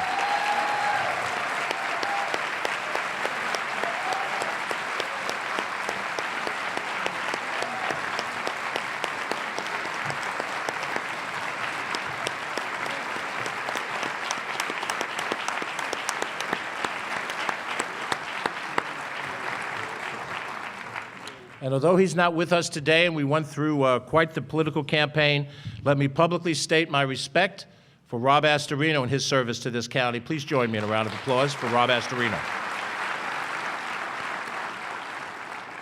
We have leaders of our political parties here. Reginald Lafayette, Westchester County Democratic Committee. And we have, I believe Doug Colte is here from the Republican Committee. Or not. We have members of our labor community with us. Please stand when you hear your name and remain standing. Eddie Doyle from the Buildings Trades Council. Lou Picani from Teamsters Local 456. Jeff Lachlan from the International Union of Operating Engineers Local 137. John Skinner from the Metallic Lathers Ironworkers. Bill Banfield, the Northeast Regional Council of Carpenters. John Santos, Local 32BJ. Karen Pecor and John Stanos, CSEA. We have members of our business community that we want to recognize. Bill Mooney, Westchester County Association. I'm here with many speeches. I'm afraid you've got one more to listen to. But I do want to thank you very much for being here on this day. I want to thank Governor Cuomo, Attorney General Schneiderman, Congress members Lowy and Engel, Senator Stewart Cousins, my friends that I've introduced in the State Assembly and the State Legislature in both houses, all my friends and colleagues who are here today. Thank you for being here today. So many of you have been with me for this long journey of life. My sister, the longest of all, there in our parents' living room in the 1950s on the south side of Mount Vernon. All the way through this rather improbable race in 2017. The governor outlined it accurately. It looked impossible in February, unlikely in the early summer, somewhat possible in late October, and it was followed by an overwhelming result in November.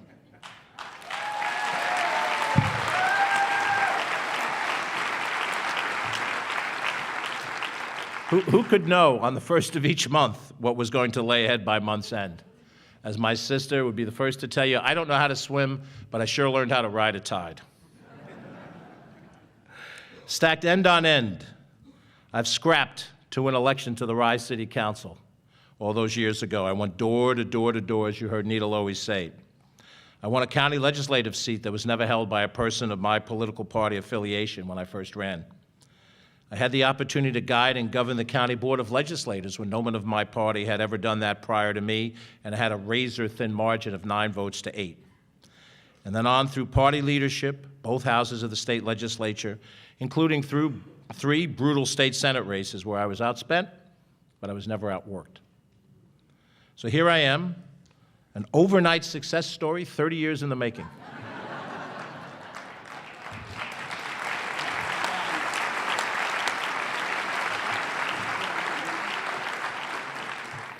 I never forget the cold nights that I drove on my own to attend one more village meeting in the village of Mamaroneck. That's Steve Otis's job now, but days that I stopped by the Portchester seniors, followed by the Rye Brook seniors, followed by the Hugh Doyle seniors at New Rochelle for good measure. In fact, the tie I'm wearing today was a gift from the Armonk Senior Center just a few days ago when I visited there. For those of us who have run for a countywide office, Tim Idoni can attest to this, Arlene Gordon-Oliver can attest to this, train station mornings, strung out one after the other. Wakefield, Phillips Manor, Portchester, Croton Falls, Hartsdale, and repeating my name over and over for 2.5 hours to commuters who are otherwise engaged in starting their days. Campaigns are a crucible that one has to endure and master if you hope to attain and use power for good public ends. There are people, friends, acquaintances, antagonists. Some of them are gone and forgotten, some whose departure from my life or from this earthly life still bring memories of sadness and loss. But we still go on. By force of will or faith or whatever drive it is that we have to use our time and our energy and our abilities for the best possible outcome for the people that we serve, our neighbors, and the neighbors that we haven't met who share this particular time and place in the cosmos with us. Today's event is a celebration of democracy, not because I won this particular office, but because the American plan that was authored by founding fathers long deceased envisioned a republic that would allow for popular decision on leadership, and all would acquiesce to the wisdom of the ballot box. No armies march on Election Day or on Inauguration Day. This peaceful transfer of power is the absolute rock upon which we rest this experiment of democracy. So I have sought, and you have granted me, 4 years to direct this county government of ours. I deeply appreciate your vote of confidence, and I treat it not as a blank check from you to me to do whatever I wish, but rather as a promissory note from me to you, every single one of you, that it is my intent to serve you wisely and well. In a small plane, I once flew over Westchester County from about 10,000 feet, I think. I looked down, I could see the mighty Hudson River, I could see the beautiful Long Island Sound, I could see the reservoirs of northern Westchester and the lush green trees that were everywhere. This is, simply put, a beautiful piece of land. From that height, I could not tell where the dotted line exists that separates Shrub Oak from Putnam Valley. I couldn't tell from the air the location of the street that I grew up on the south side of Mount Vernon, where Westchester and the Bronx meet. The jurisdictions of towns and villages and cities were invisible from the air. You could not tell from that altitude where people of one color lived or those of another color lived. You could not see the old from the young, nor the religious affiliation of those who lived on the land below. Perhaps this is how God sees us. But one inescapable impression was clear.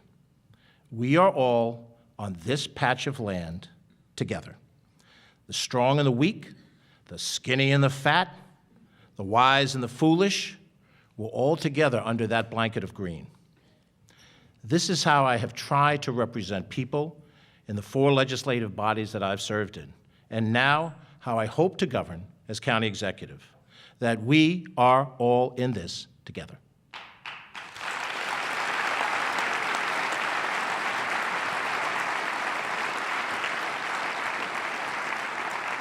You and I, and nearly 1 million people outside these walls, share this land in this moment in time. That those people are concerned about the money they spend on taxes is assured. We will do our best to be wise stewards of the money we have and to do our best not to raise taxes for sport or for ideology. But it must also be true that neither can we turn our backs on the assets created and accumulated over the years, the physical assets of parks and roadways, and the fiscal assets of cash flow and high bond rating, and disregard them because in this moment, we let anger or ideology make us fearful to do what is necessary to protect those assets. We may lose a future election, but we lose so much more when we fail to protect what our fathers and mothers and grandfathers and grandmothers gave us, this magnificent Westchester.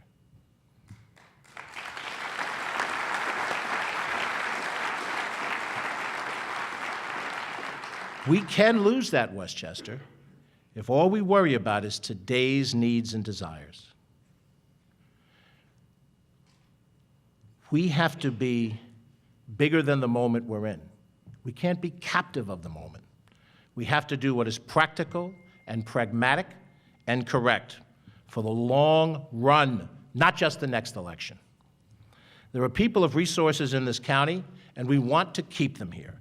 We want to treat them with the respect they deserve and have earned. There are people in poverty and need, and we want to keep and treat them with the respect that they deserve and have earned. And there are those in the middle and the working class, people like our father Stan and our mother Loretta, neither impoverished nor wealthy.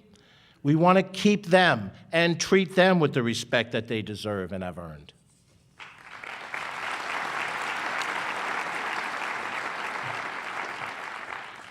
We want to treat our colleagues on both sides of the aisle and in all branches of government as partners in this continuing experiment of democracy. No Democrat or Republican, conservative, liberal, or moderate need fear that their voice will be ignored.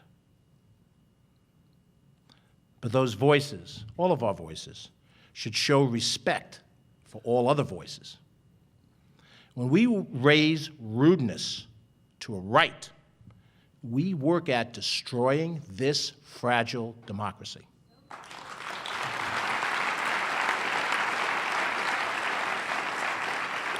We have every right to hold strong beliefs.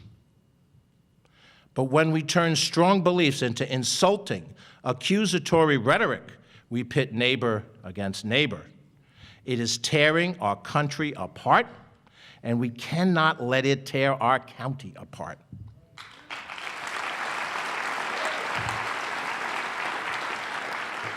Civility is not a dirty word. It is not weakness. It is true strength to show respect to those who one disagrees with. For America is greater than any one ideology, and the sooner we remember what got us through the great crises of our country, revolution, civil war, depression, world war, that we held common purpose and made common effort, then the sooner we repair the damage that has been done to our unity by selfishness and excessive political partisanship. The days of this administration are already numbered. 1,454 days remain.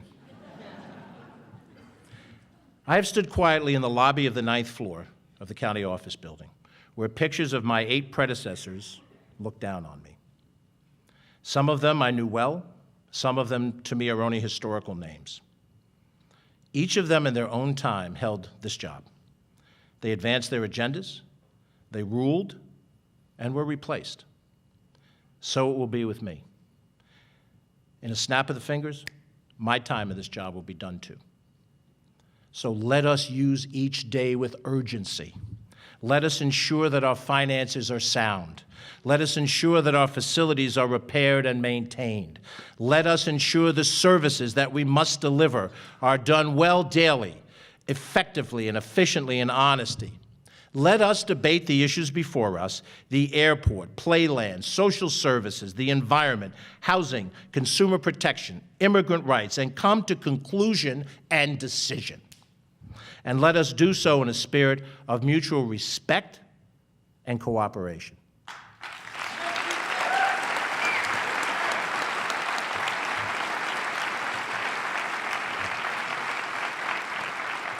This I pledge to you, each and every one of you, respect and cooperation. I am the boy from the south side of Mount Vernon still, by way of Fordham, NYU, Nestle, ITT, Albany, and the city of Rye. I am simply one of you. I've been given this great task for 4 years. Give me your help. Give me your friendship, and I will give you the very best of my effort.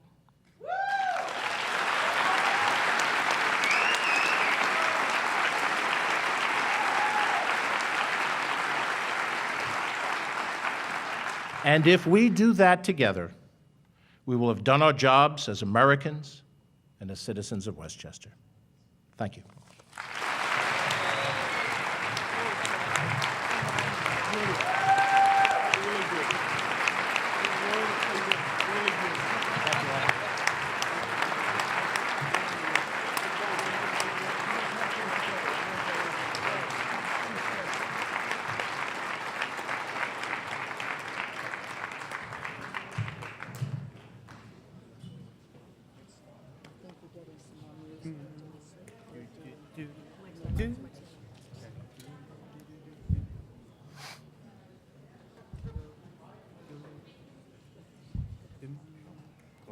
Check, check. Oh, beautiful, or spacious skies, or amber waves of gray, or purple mountains, majesties above the throated lake. America, America, God shed His grace on thee and crown thy good with brotherhood from sea to shining sea. Oh, beautiful, or patriot dream that sees beyond the years. Thine alabaster cities gleamed, undimmed by human tears. America, America, God shed His grace on thee and crown thy good with brotherhood from sea to shining sea.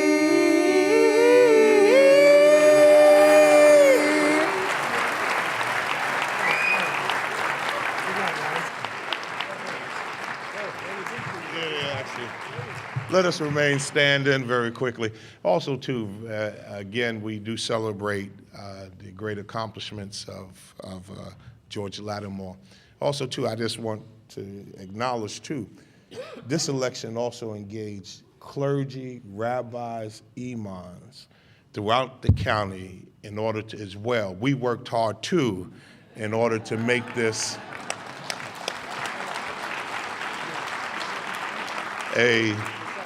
So I'm here representing most of the clergy for Westchester County. Let us prepare ourselves to be dismissed. Let every prayer and words of contemplation be declared today in our hearts and in our minds, and upon George Latimer, Ken Jenkins, the leadership of the executive team. As we depart from this place, we pray we're never far from you, nor you from us, O Father. And now to the King eternal, immortal, invisible, the only true and wise God, be honor and glory. And we all say, amen, amen.